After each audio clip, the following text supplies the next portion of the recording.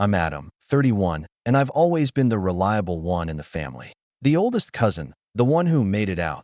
The guy everyone called when their fridge broke, or when tuition was due, or when the electricity got cut off again because someone forgot to pay the bill.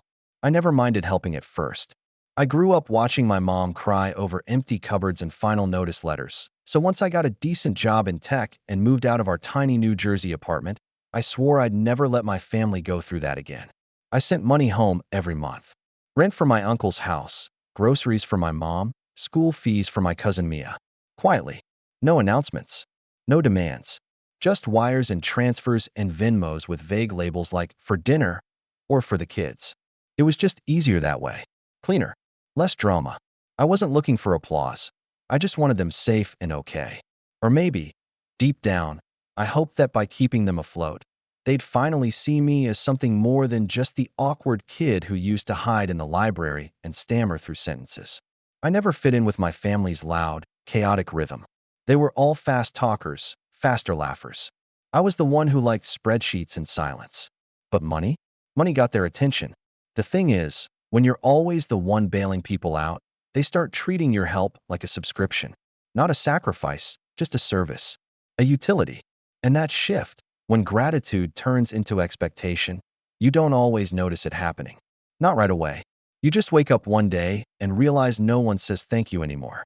They just say, "Hey, when's rent coming in this month?" Like they're checking the weather. But nothing really slapped me in the face like that voice note. It was a Sunday morning. I just made coffee and was going through emails when I saw a voice message from my Uncle Ray. I assumed it was about the landlord again. He was always texting me when the plumbing needed fixing or when the heating bill got lost. I pressed play without thinking, just letting it run on speaker while I flipped through some work files. The message crackled for a second before I heard laughter, familiar, shrill laughter. My aunt's voice, unmistakable. I swear, Adam's like our own little ATM. Just keep pressing his buttons and money pops out. Then came my cousin Darren, in that smug tone he always used. And he never asked questions. Like, ever. You could tell him we needed a kidney transplant, and he'd PayPal us $5,000. More laughing. He's got no spine, someone else chimed in. My mom. My own mother. He always wants to feel useful. It's how he thinks we love him. The message ended with Ray's voice. He must have been trying to send something else afterward, not realizing what he'd just forwarded. Hey, Adam, just checking in about this month's rent. Hit me back when you can. I just stood there, staring at the screen. Coffee forgotten, file open, unread. I replayed it. Twice. 3 times.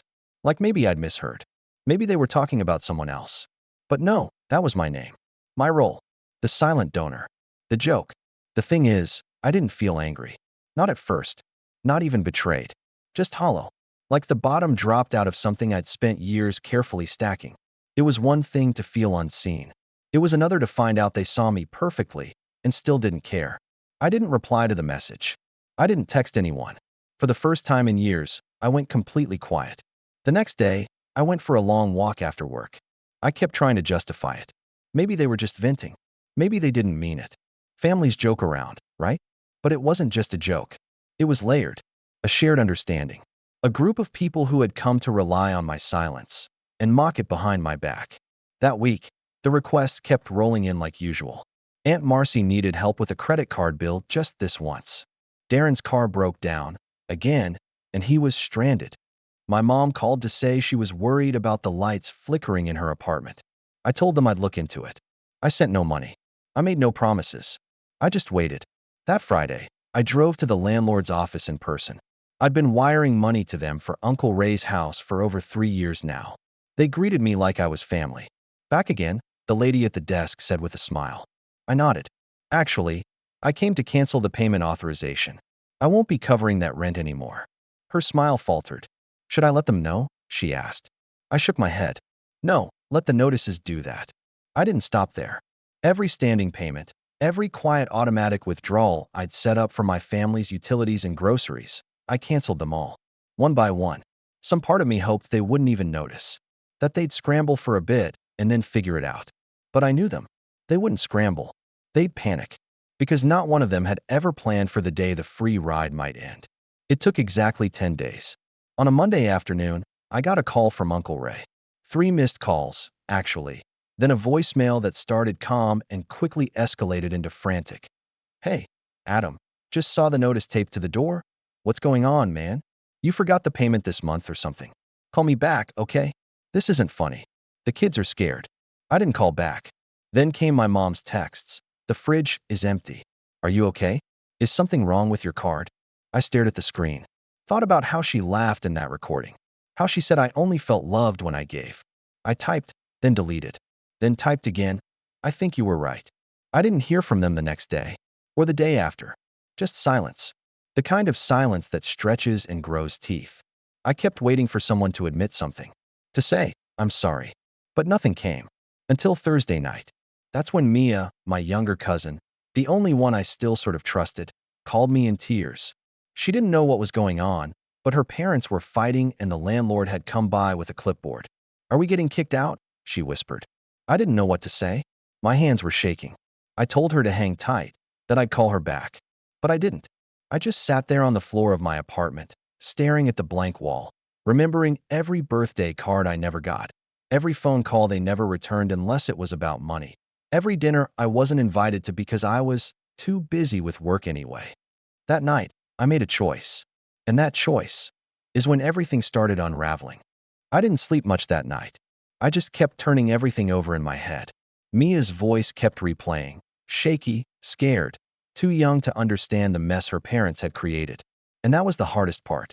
She was the only one who'd never asked me for a dime. The only one who didn't laugh in that voice message. And now she was stuck in the middle of a storm she didn't cause. The next morning, I called the landlord. Told him to give me a few days. Not to evict them just yet. I could hear the hesitation in his voice. Adam, I've been real patient because of you. But they haven't paid a cent without your help in almost 4 years. I've got other tenants lined up. I know, I said. Just give me a few days. I didn't call Ray. I didn't warn them. I wasn't trying to give them more time. I was trying to give myself time. To think. To make sure I wasn't acting out of pure spite. But no matter how I looked at it, the facts stayed the same. They had mocked me. Taken from me. Counted on my silence. And the second I stopped paying, they didn't apologize. They panicked. That weekend, I drove to my mom's apartment. I hadn't been there in months. She opened the door, surprised but smiling. Look who finally remembered his mother. I stepped inside. The lights were off. The fridge door was ajar, nearly empty. Power went out last night, she said casually, as if we were just chatting about the weather. I'm sure you saw my text. I nodded. I did. She walked into the living room and gestured for me to sit. Look, I don't know what this is about. Maybe you're going through something. Maybe you're mad at someone. But punishing your whole family, Adam? Really? Is that what this is? I asked. Punishment. She didn't say anything. I sat forward. I heard the voice note. Her head tilted slightly. What? The one Uncle Ray accidentally sent me. The one where you all laughed about me. Called me the family ATM. Said I had no spine. Her lips parted slightly, then closed again. No denial. No apology. Just an awkward clearing of the throat. It was just a joke, she finally muttered. You're too sensitive. Always have been. There it was. The familiar dismissal. Like I was a child overreacting. Like hearing your own mother belittle you for your generosity was something you should just shrug off. I stood up. You never taught me how to say no, I said quietly. You only taught me how to give until it hurt. You wouldn't even be here if it weren't for us, she snapped. Everything you have, your work ethic, your drive, that came from growing up in this family. And everything I don't have came from it too, I said. Like boundaries, self-respect, the ability to trust people who say they love me. She rolled her eyes. So what now? You're just going to turn your back on everyone? Abandon the people who raised you? I looked around the dim apartment. The walls I used to stare at as a kid while my parents screamed in the kitchen. The floor I'd cleaned 1,000 times. The fridge I used to hide behind when I was scared. I'm not abandoning anyone, I said. I'm just done being used.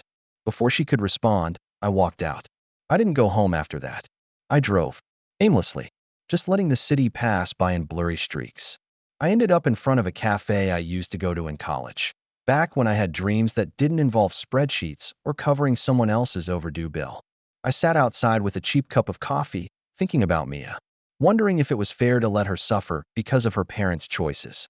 That night, I made another call. To Child Protective Services. It wasn't dramatic. I didn't embellish. I just gave the facts. 2 kids in a household on the brink of eviction, no utilities, parents unemployed and uncooperative. I knew it wouldn't lead to anything extreme, but I wanted it on record. I wanted the system to see what I had spent years quietly fixing from a distance. I wanted the adults in the house to finally face what they'd ignored because they had me to patch it all up. And then, I did something that scared even me. I called Darren. My cousin answered like nothing had happened. Yo, Adam. Finally. Listen, my car's still in the shop and… I cut him off. I'm not paying for your car. Silence. What? I said I'm not paying for your car. Or your food. Or anything else. And in case you're wondering why, maybe check with Uncle Ray. There was a long pause. Then, the guilt began. Dude, come on. We were just messing around. You know how it is. Yeah, I said. I know exactly how it is. That's the problem. Click. After that, it was like knocking over a row of dominoes. The landlord delivered the final notice. My uncle started calling every day, then every hour. My mom sent long, guilt-laced messages about family and forgiveness. Darren went quiet. My aunt tried to accidentally bump into me near my building. Everyone was scrambling.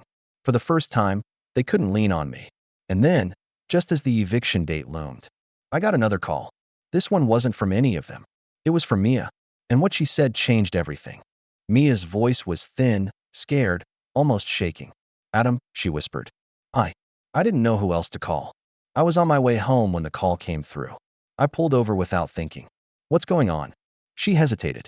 They told me not to call you. Said you were punishing us and that you didn't care anymore. But, I don't know. Things are really bad here. There was yelling last night. And this morning, Mom slapped Darren when he said he needed lunch money. They haven't paid for Wi-Fi in weeks. I had to walk to the library just to finish my homework.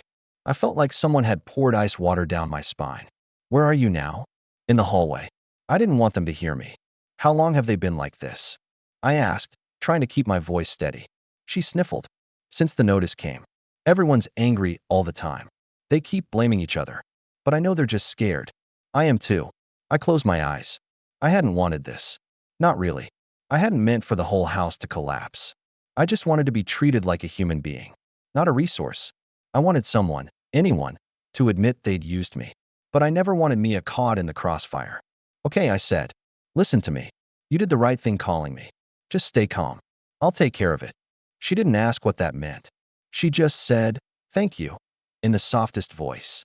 Then she hung up before I could say anything else.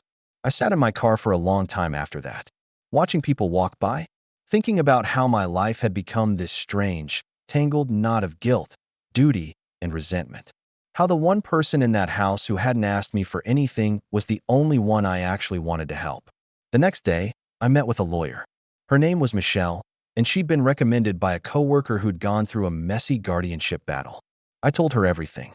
The years of payments, the voice message, the canceled support, and finally, Mia's call. I'm not trying to take her away from her family, I explained, but I want to make sure she's okay. She deserves better than this chaos. Michelle nodded. You may not be able to do much unless there's serious abuse.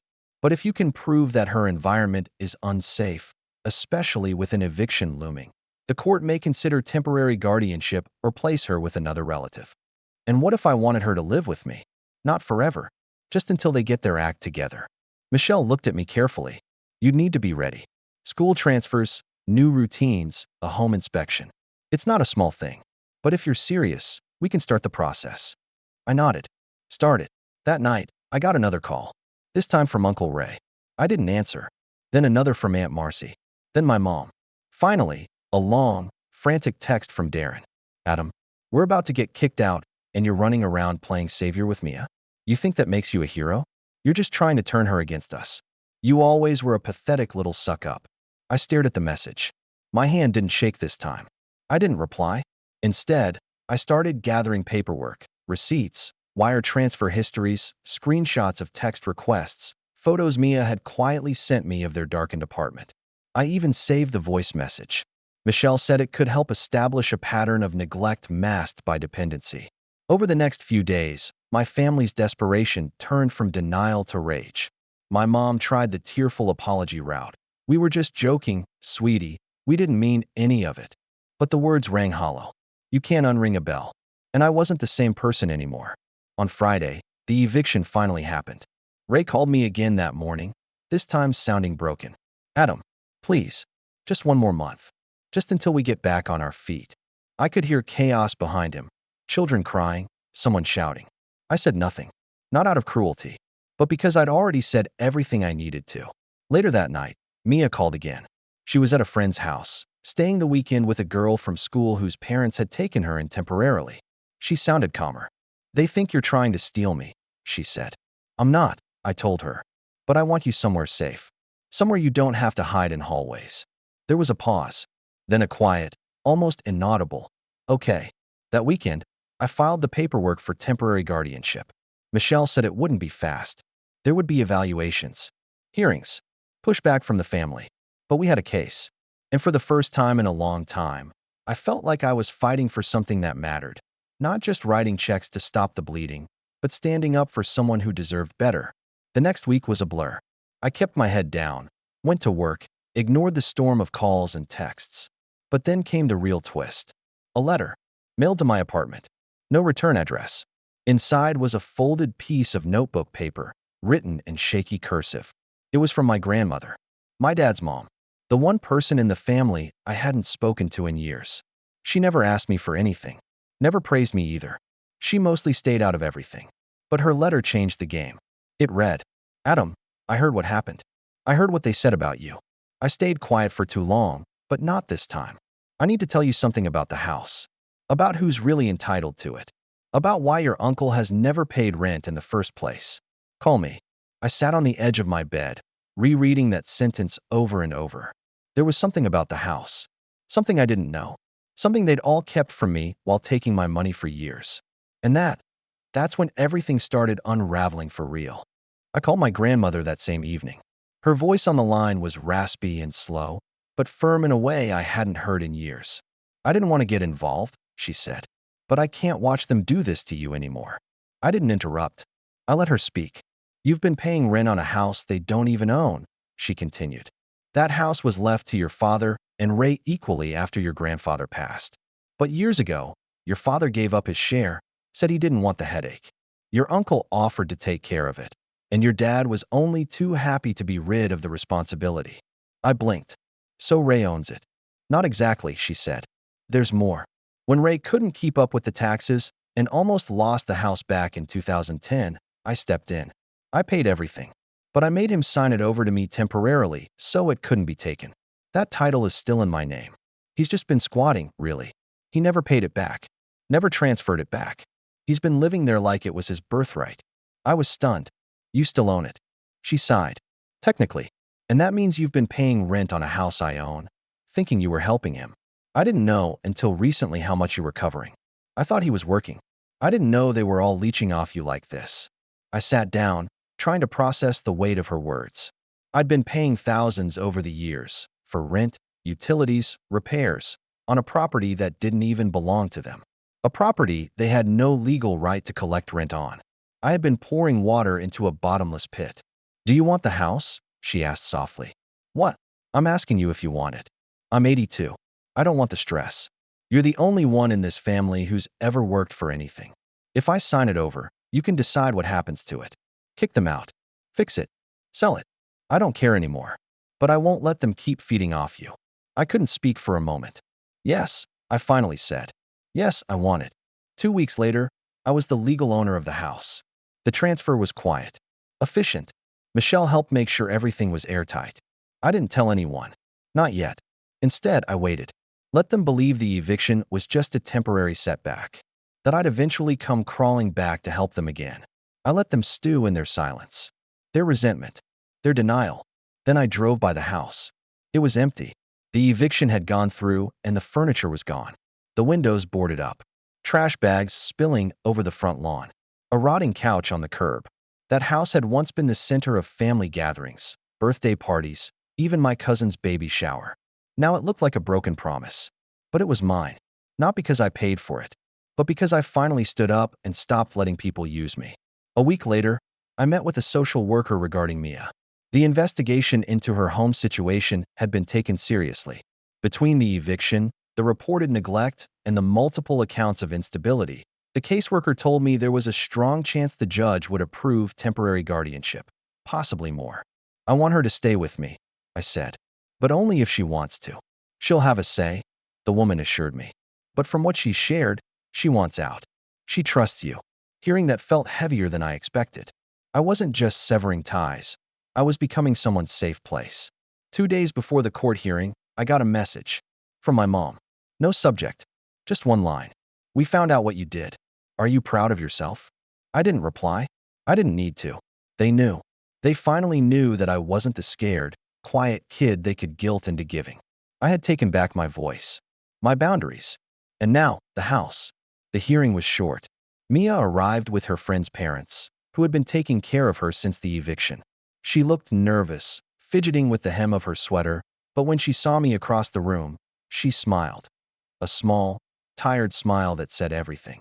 She told the judge she wanted to stay with me, that she felt safe, that she had food, quiet, and someone who listened. By the end of the hour, I had legal custody. I didn't cry until we got home. Mia moved into the second bedroom of my apartment the following weekend. She was quiet at first, tiptoeing around like she didn't want to take up space. But little by little, she started settling in. She put up her books, decorated her desk with fairy lights, and filled the windowsill with little potted succulents. Every night we had dinner together, sometimes takeout, sometimes whatever she wanted to try cooking. She laughed more, slept better, started humming in the mornings. She called me cousin for a while. Then one day, without thinking, she called me Adam. Just Adam. But the way she said it, it felt like something more. My uncle tried calling again. I didn't pick up. Darren emailed me, claiming I'd stolen Mia, that I was turning her against the family. I archived the message without reading it in full. They weren't my problem anymore. I put the house up for sale in the spring, cleaned it out, took pictures, made repairs. It sold above asking price in 2 weeks. I used part of the money to start a college fund for Mia. The rest, I saved, for the first time in my life, for myself. One evening, a few months later, Mia and I were sitting on the balcony, watching the sun dip below the skyline. She had a notebook in her lap and was sketching something. "Do you ever miss them?" she asked, not looking up. I thought about it. "Sometimes," I said, "but not in the way I thought I would." She nodded, as if she understood exactly what I meant. We sat in silence for a while longer, the kind of silence that didn't ache anymore. And then she said, "Thank you for everything." I smiled. "You don't have to thank me. Just promise me one thing." "What?" "Don't ever become someone else's ATM." She grinned. "Deal." And with that, I knew, for the first time in my life, that I hadn't just escaped the weight of a toxic family.